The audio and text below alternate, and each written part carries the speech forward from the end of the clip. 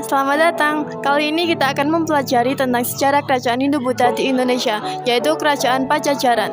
Prabu Siliwangi sebagai salah satu raja kerajaan Pajajaran pernah berkata, "Mari kita saling silih berbagi ilmu dan pengetahuan." Pada video ini, kita akan mempelajari tentang lokasi, sejarah singkat, kondisi sosial politik, serta peninggalan dari Kerajaan Pajajaran.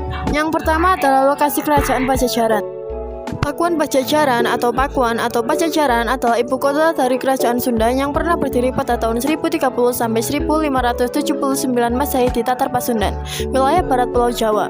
Pada masa lalu, di Asia Tenggara terdapat kebiasaan menyebut nama kerajaan dengan nama ibu kotanya, sehingga Kerajaan Sunda sering disebut sebagai Kerajaan Pajajaran. Menurut peta Portugis, lokasi Pajajaran berada di suatu wilayah yang saat ini merupakan bagian dari Bogor, Jawa Barat.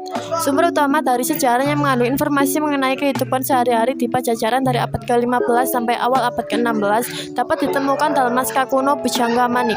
Nama tempat, kebudayaan, dan kebiasaan-kebiasaan masyarakat pada masa itu digambarkan secara terperinci dalam naskah kuno tersebut. Materi kedua adalah tentang sejarah singkat Kerajaan Pajajaran, yang berisi awal mula dari kerajaan ini.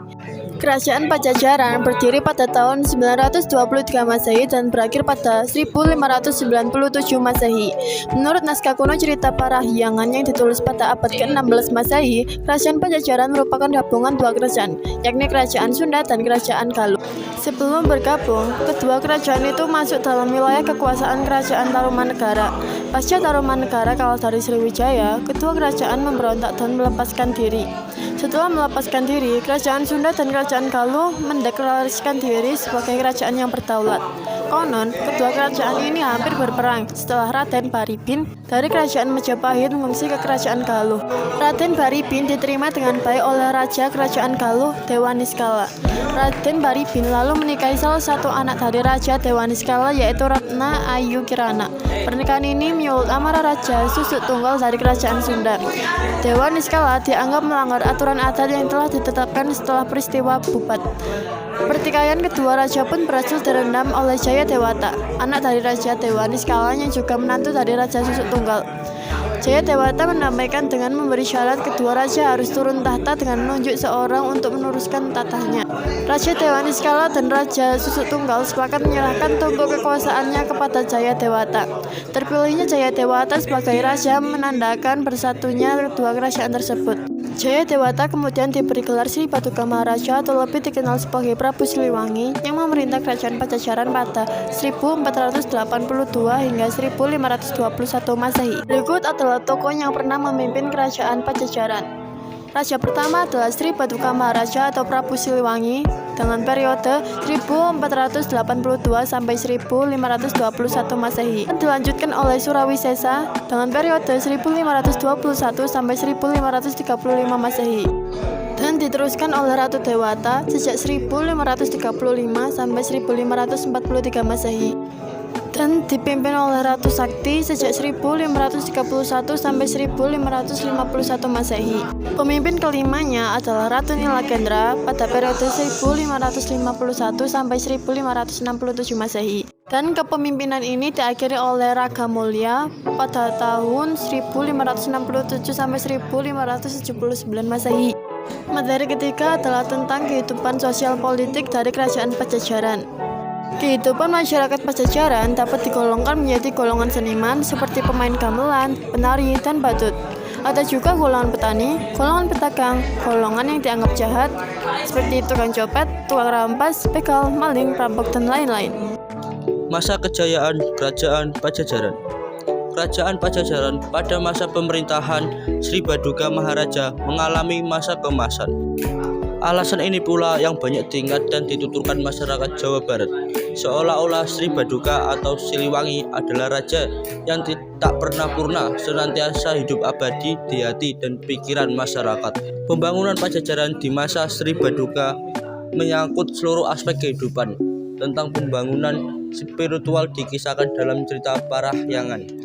Sang Maharaja membuat karya besar, yaitu membuat telaga besar yang bernama Mahirana Wijaya, membuat jalan yang menuju ke ibu kota Pakuan dan Wonogiri. Ia memperteguh pertahanan ibu kota, memberikan desa perdikan kepada semua pendeta dan pengikutnya untuk menggairahkan kegiatan agama yang menjadi penuntun kehidupan rakyat. Kemudian membuat kabine hajian, kesatriaan, pagelaran, pamingtonan, memperkuat angkatan perang, mengatur pemungutan upeti dari raja-raja bawahan, dan menyusun undang-undang kerajaan. Pembangunan yang bersifat material tersebut terlacak pula di dalam prasasti, kabatenan, dan batu tulis. Dikisahkan para juru pantun dan penulis babat saat ini masih bisa terjejaki, namun tak kurang yang musnah termakan zaman. Keruntuhan Kerajaan Pajajaran. Kerajaan Pajajaran runtuh pada tahun 1579 akibat serangan kerajaan Sunda lainnya, yaitu Kesultanan Banten. Berakhirnya zaman Pajajaran ditandai dengan diboyongnya Palangka Sriman Sriwacana dari Pakuan Pajajaran ke Keraton Surosowan di Banten oleh pasukan Maulana Yusuf. Batu berukuran 200 x 160 x 20 cm itu diboyong ke Banten dengan tradisi politik agar di Pakuan Pajajaran tidak mungkin lagi dinobatkan raja baru dan menandakan Maulana Yusuf adalah penerus kekuasaan Sunda yang sah karena buyut perempuannya adalah putri Sri Baduka Maharaja. Palangka Sriman Sriwacana tersebut saat ini bisa ditemukan di depan bekas Keraton Surosowan di Banten. Masyarakat Banten menyebutnya Watu Gilang, berarti mengkilap atau berseri, sama artinya dengan kata Sriman. Saat itu diperkirakan terdapat sejumlah punggawa istana yang meninggalkan keraton lalu menetap di wilayah yang mereka namakan Cibeo, Lebak, Banten. Mereka menerapkan tata cara kehidupan lama yang ketat dan sekarang mereka dikenal sebagai orang Baduy. Peninggalan Kerajaan Pajajaran. Yang pertama adalah Babat Pajajaran.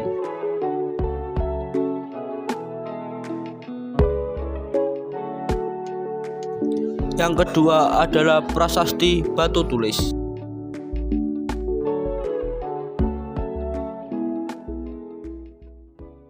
Yang ketiga adalah Carita Parahayangan.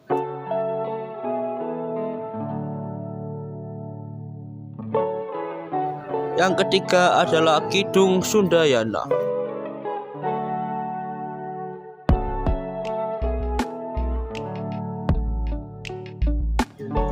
Yang kelima Prasasti Sangyang Tapa.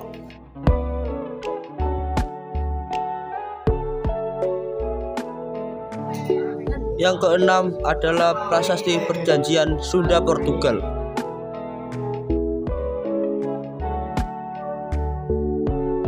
Selanjutnya ada Prasasti Rakaryan Juru Pangambat atau Prasasti Kebon Kopi II.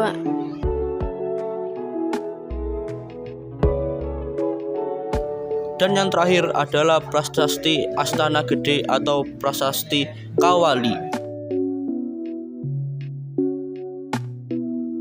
Terima kasih telah menonton, semoga bermanfaat. Bye-bye.